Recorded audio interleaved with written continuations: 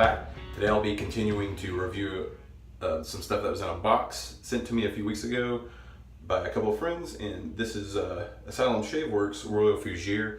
This was previously reviewed by Red Shaves, and he specifically mentioned me in name in the video that he was going to send it to me for a second opinion, so thankful for that. He also reviewed the soap that I last reviewed, the Burnish by Stubblebuster, so he sent some stuff to his friend Tom's way, and then Tom sent it to me, so thanks guys for that. This wasn't really on my radar before, and I wasn't really looking to try it, but Fougere's kind of become something I really like, whereas when I first started wet shaving, it wasn't really my thing, and green scents were not, but they've fast become a favorite of mine. And so I'm excited to try this today and compare it to a few other Fougeres I've tried out. So Asylum Shaveworks they're behind the forum called the Shave Nook. So if you've never heard of Asylum Shaveworks, maybe you've heard of that forum.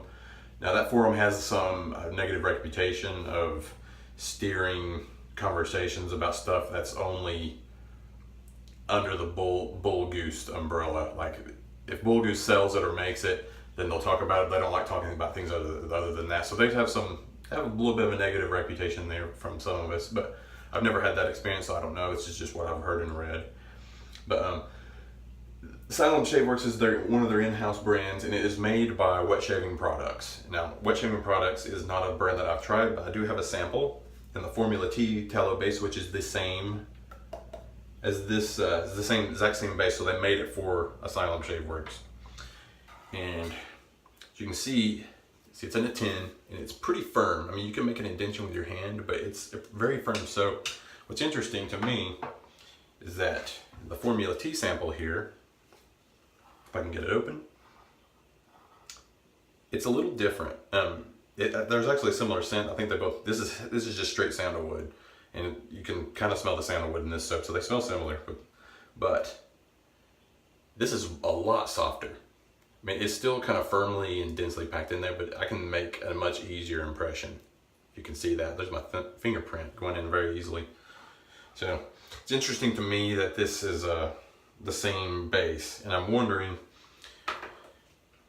if the curing process was just different for this one. But I know from reading about it and from hearing others talk about it that this particular brand here, I'm not sure if Wet Shaving Products does it for theirs or not, but this one, they used a lot of, they used less water, and they made it cure for longer to kind of get rid of some of the softness, because a lot of times softer soaps will just be used up quicker. So this is supposed to make it last longer, so there's less water in here. It's evaporated out from being cured, so it's a lot firmer. I don't know if that makes it different from that one or not, or if it's just the way this dries, it gets firmer as it ages. I don't know. But in any case, I'm excited to try this, so let's get to that now, and we'll talk about the scent description. All right, I've loaded it for about 20 seconds. I've got a good amount here, so it loads pretty easily. Now, the scent on this, out of the container, I found it to be on the upper medium strength, so about a 7.5.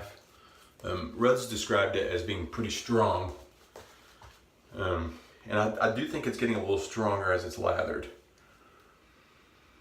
The woodiness of the accord is brought more to prominence when it's lathered, in my opinion. So the scent notes on this are musk, oak moss, basil, hints of wood, and patchouli.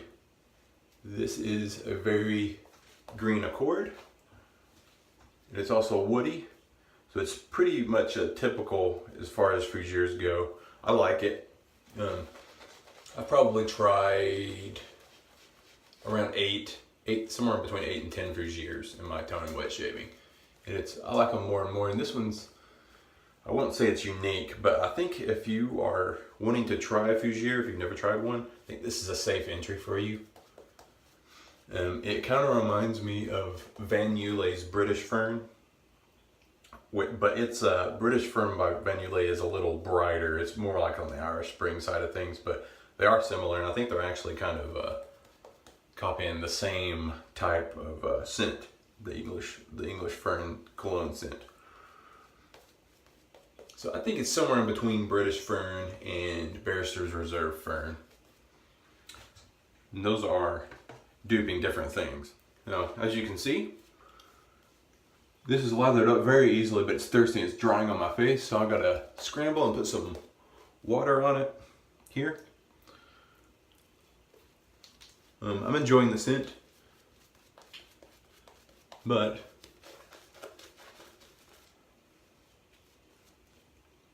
I don't think it's something that I would go out of my way to get.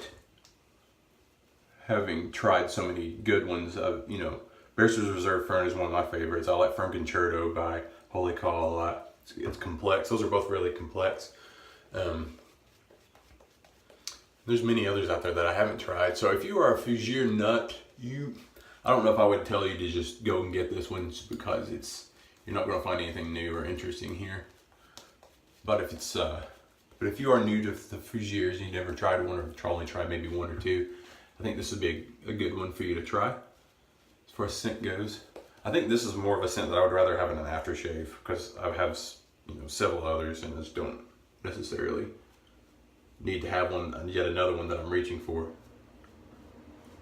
Yeah. So you can see that the lather is going on excellently. It's got a good sheen to it. It's very dense, and I had to add water to get there, but it wasn't very difficult. So if I can do it, you can do it. All right. Be back for the shave. Using the Rockwell 6C today with a crystal platinum blade on its second use. I just ordered 100 pack of these. These are my favorite blades, and it took me a long time to get them, but I'm glad I finally got them. So something new I'm going to be trying is I'm going to shave one time without talking, and then I'll give my thoughts after that, because I find that when I talk and shave, I can sometimes just make mistakes in my problem areas. So we're going to try something new today. So here we go.